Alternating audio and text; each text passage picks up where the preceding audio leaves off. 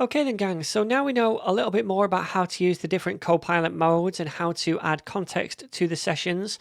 I want to start a brand new project using Copilot from the get-go, and we'll be making a Next.js application which is also eventually going to hook up to a Supabase database. Now in this lesson we'll basically just be scaffolding the site and setting it up using the agent mode, and then in later lessons we'll be adding features to it and learning about a few different tricks and techniques along the way. So I've got a brand new folder open here, nothing inside it, and we're going to be asking Copilot to now scaffold a new Next.js site for us inside this folder. And by the way, I've noticed that Copilot works really well within the React and Next.js ecosystem, more than it does maybe in other frameworks and libraries. That's just something I've observed while I've been using Copilot over the last few months, and it may not be true for everyone. It could also be to do with my prompting as well and setup.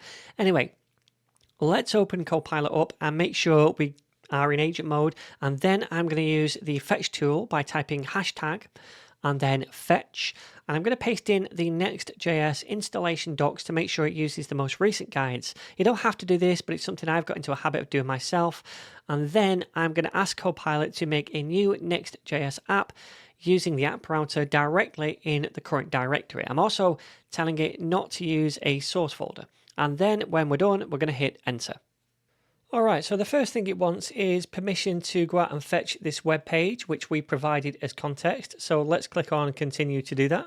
And then it wants to run this command in the terminal to actually create and install the next application. So let's click on continue to allow it to do that. And now inside here, it's asking us some questions. Now, even though I explicitly said don't use the source folder, it's still asking me down here. So I'm just going to click on no. And this is not AI asking me, by the way. This is just when we run this command, it's going to automatically ask a bunch of questions. I'm going to select no for that. Yes for Turbo Pack. Would you like to customize the import alias? No. And then press enter. All right, and now it's created the application. It's asking us if we want to run the application by running this command in the terminal. So let's say yes, continue. All right, so it's spun that up, that dev server, and now we can preview this in a browser at this address. All right, awesome. So now in the browser, we can see we've got this starter next site up and running. All right then, so I just want to do a little bit of setup now. So I'm going to paste in a new prompt, which looks like this. Can you update the app to use the Rubik font from Google Fonts and make the layout and homepage have minimal content? The homepage should have a heading called Shopaholic and just a single lorem ipsum line beneath it for now. Now, before I send that, I'm just going to add a little bit of content explicitly. So let's open up the homepage. So that's this one right here. And we also want to update the CSS. So let's add that as well explicitly. And also the layout, because I think this is where the font currently gets registered. Let's have a look at that. You can see these fonts right here. Okay, so let us now click on send.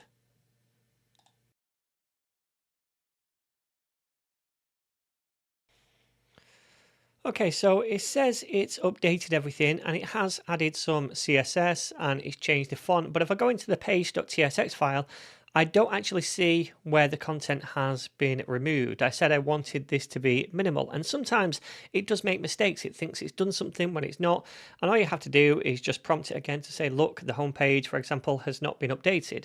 So I will say the page.tsx file has not been updated. It should have minimal content with just a header and a single line of lorem text. And then I'm going to press enter. Okay, so now it looks as though it's worked because there's a load of red, which means it's getting rid of a load of content, yellow for new content. We still have some of the dummy content down here as well. Let's just keep these changes for now and preview this in the browser. All right, so it is looking a bit better. It's stripped out most of the content from the homepage. These things remain at the bottom, and these are in the homepage as well, but that's okay. We can get rid of those later. So to get rid of those, I'm actually just going to select all of this footer right here, and I'm just going to delete it manually. I don't need to tell AI anything to delete those. So let's get rid of that. And now what I'd like to do is I would like to add a light and dark theme to this application. And in fact, we don't need this image import up here anymore.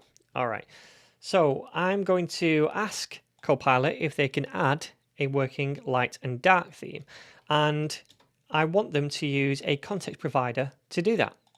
So let me hit enter.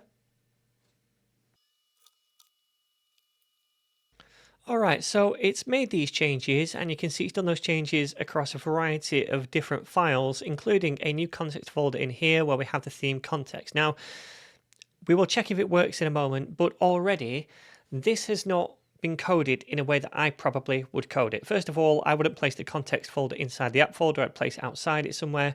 I would also use a custom hook to access the context as well. And yeah, there might be other little things I would change too. So let's first of all preview this in a browser. Okay, so if we try to toggle this theme, we can see that it does work, which is awesome.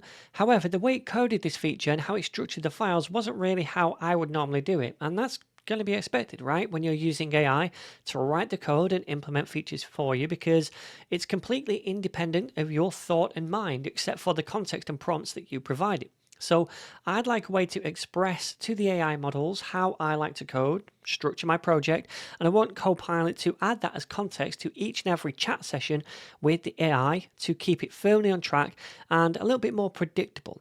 And we can do that using something called instruction files, which we're going to talk about in the next lesson.